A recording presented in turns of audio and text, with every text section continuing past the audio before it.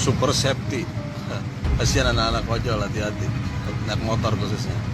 Gile men, coba dipasang begini.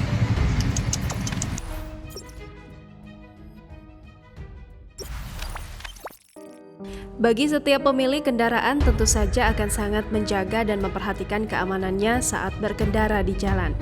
Banyak cara para pemilik kendaraan agar kendaraannya tetap terlihat apik bahkan terlindungi dari ragam bahaya yang bisa saja tiba-tiba menghampiri.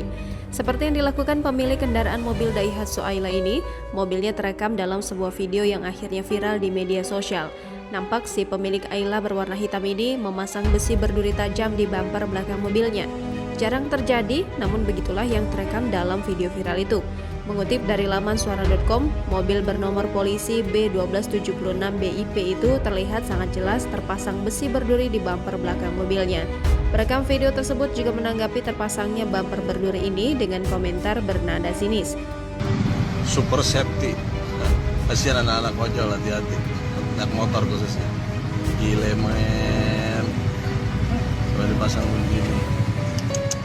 Bikin ngeri, penampakan Daihatsu Ayla yang satu ini sukses bikin warganet melontarkan sederet komentar sindiran seperti beberapa di bawah ini.